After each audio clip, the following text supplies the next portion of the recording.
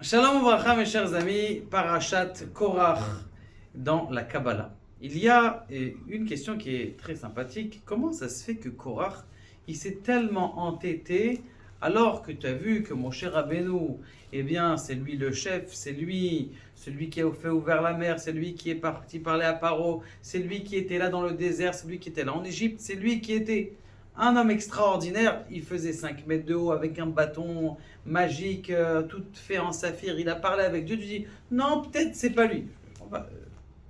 Arrête d'abuser quand même, je sais pas. Ça, c'est la première question qu'on voit. Comment ça se fait qu'il a eu psychologiquement cette force-là de pouvoir se battre contre Moshe Rabbeinu et de débranler tout ce que Dieu avait mis en place? Ça, c'est la première chose. La deuxième chose qui est très importante, c'est comment ça se fait que c'est marqué Vaikar, il a pris Korach. Ça veut dire quoi, il a pris? Il a pris quoi? Il a pris quelque chose? Qu'est-ce qu'il a pris? Je ne comprends pas qu'est-ce qu'il a pris. Et a priori, il devrait avoir, il a pris, il n'a pas pris un monsieur, il a pris. Donc c'est quoi ce mot-là, Vaikar Korach? Et en plus de ça, si on regarde bien, hein, a priori, qu'est-ce qu'il voulait faire? Il voulait être Maktir Ketoret, il voulait faire une encens à Kadosh Baruch Hu. Il n'y a rien de plus beau que de faire une encens à Kadosh Baruch Hu. Qu'est-ce qu'il a vu? Il a dit, tiens, je vais faire, je peux la faire, je préfère moi faire que ça soit que Aaron il fasse ça. Et pourquoi lui, alors qu'il avait une autre, comment on appelle ça, un autre but, c'était celui de porter comment on appelle ça, le tabernacle. Comment ça se fait que ça lui a pas suffi cette chose-là? Eh bien, regardez quelque chose, qu'est-ce qui nous fait découvrir le Harizal. On vous avait dit à l'époque quelque chose d'intéressant, c'est qu'il y avait une grande marloquette au début de l'histoire. C'est quoi cette grande marloquette? La marloquette au début de l'histoire, c'était Caïn et Avel. Tout simplement, Avel amène une offrande à Dieu qui est acceptée, Caïn amène une offrande à Dieu qui n'est pas acceptée. Pourquoi? Évidemment, il a amené des choses qui n'étaient pas chères, donc ça n'a pas été accepté. Bon, Caïn, il commence à être jalousé. Maintenant, il y avait une deuxième raison de la jalousie. C'est que Caïn, il est né avec une femme, une sœur, avec qui il va se marier, alors que Evel, il est né avec deux femmes. Et donc Caïn, il jalouse son frère. Première chose, parce que Dieu, il lui a donné deux femmes, et moi j'en ai reçu qu'une. Et en plus de ça, eh bien, Dieu, il a reçu l'offrande de Caïn, de Avel, alors que moi, il n'a pas reçu mon offrande, alors que c'est moi qui a commencé à faire l'offrande. C'est ça le truc, c'est que c'est lui qui a inventé le système de l'offrande. Il a vu son père faire une offrande, il a dit tiens, moi aussi je vais faire une offrande, c'était le premier à faire ça, et il n'a pas été accepté. Alors que son frère, il vient juste après, il donne un beau sacrifice, et il a été accepté. Donc il y a une certaine jalousie qui se passe entre, au point de vue hommes et femmes, et au point de vue, comment on appelle ça? Après, qu'est-ce qu'il a dit, Caïn? Il a dit, c'est quoi ce monde-là? Il n'y a pas de justice, il n'y a pas de jugement. Let din, velet dayan. Il n'y a pas de justice, il n'y a pas de jugement dans ce monde-là. Donc, ça, ce sont les deux premiers, comment on appelle ça, les problèmes qu'il a fait Caïn. Maintenant, il vient, le Harizal, et il nous dit, Vaikar, il a pris Korach. Qu'est-ce qu'il a pris? Il a pris Korach, le Ruach de Caïn. Qu'est-ce que ça veut dire, le Ruach, Vaikar, Ruach Caïn? Alors, on vous a expliqué maintes et maintes fois que dans le Sha'ar Gilgulim, dans le chapitre des réincarnations, que dans notre âme, nous avons trois parties. Nous avons la partie du Nefesh, la partie la plus simple, la partie du Ruach qui est en rapport avec la parole, et la partie de la Neshama qui est en rapport avec la pensée. Ces trois parties-là, elles sont parties intégrantes de notre être, c'est ça qui, maintenant, quelqu'un, au fur et à mesure de sa vie, d'ailleurs on le dit bien, jusqu'à la bar mitzvah, la personne elle a le nefesh, lorsqu'il fait sa bar mitzvah, eh bien, là il va recevoir le Ruach, et lorsqu'il va avoir 20 ans, il va recevoir sa Neshama, bien sûr, s'il mérite de la recevoir. Maintenant, s'il n'a pas mérité, eh bien il va revenir en Gilgul, en réincarnation, et une fois il va arranger uniquement le nefesh. Ce qui s'est passé, c'est que Caïn, il est revenu lui aussi en Gilgul, dans qui? Dans l'Égyptien qui avait tué Moshe Rabbeinu. Donc ça, il a passé ce stade-là. Maintenant, il y avait un deuxième stade, qui est la Neshama. C'est quoi la Neshama du deuxième stade? C'est la Neshama du deuxième stade, c'est Yitro. Lorsque Yitro est arrivé, eh bien, il a été Metaken, la Neshama de qui? De, comment il s'appelle? De Caïn. C'est la Neshama, Metsuyan. La troisième, maintenant il faut le roi. Le Nefesh on a, la Neshama on a, mais il manque qui le roi? Qui est-ce qui va arranger le roi? C'est tout simplement Korach. Vaikar, c'est la fin de Caïn.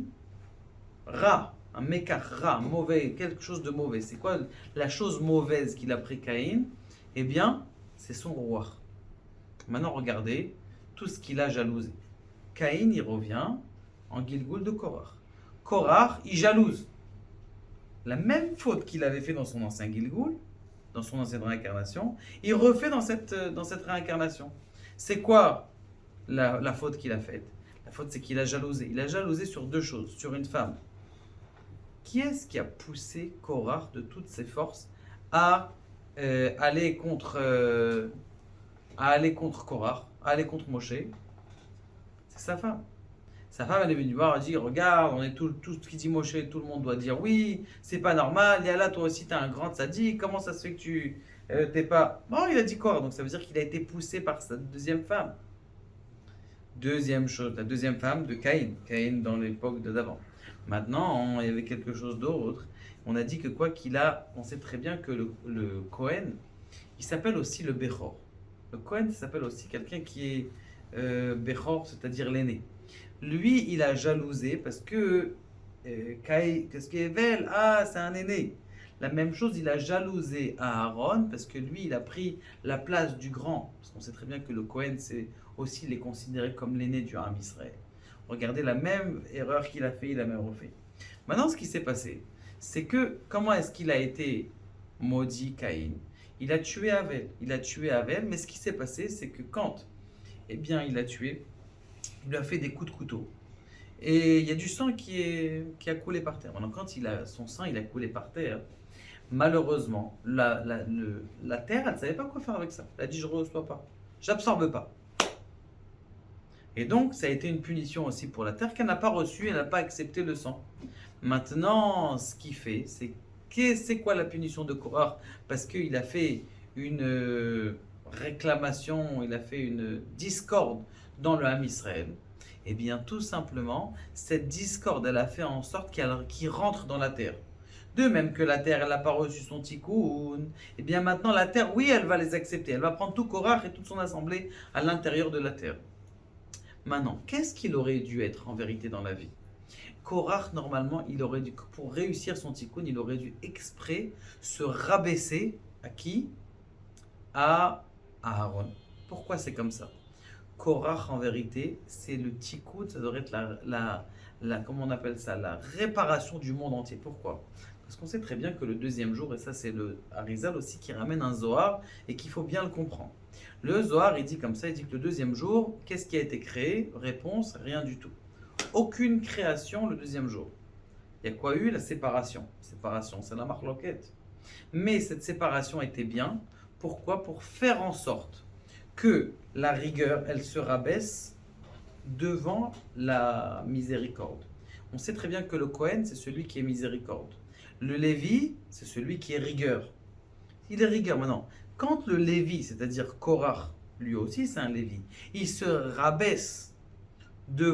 serait rabaissé devant Aaron à Kohen, eh bien ça aurait fait une jonction extraordinaire entre tout le monde.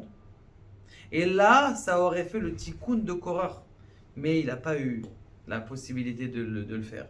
Il va revenir après en Gilgoul, Azrat Hashem, on en parlera aussi, dans Shmuel, et on verra comment là, oui, le tikkun de Korach il va être fait.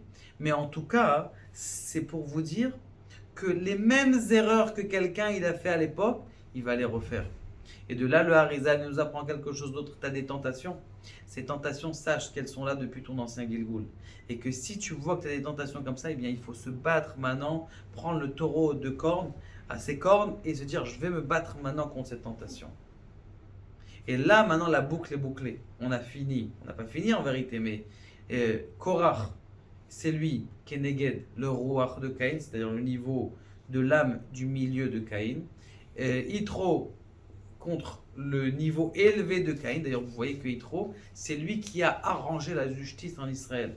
Alors qu'à l'époque, il avait dit non, il n'y a pas de jugement. Lui, il a arrangé la justice. Korach, il a fait le contraire. Qu'est-ce qu'il a fait? Il a dit ah, c'est quoi cette justice-là? Regardez comment est-ce que Moshe, il nous juge d'une mauvaise façon. Et le premier tikkun, c'était qui? C'était l'Égyptien que Moshe a tué. Et donc celui-là, c'est parti.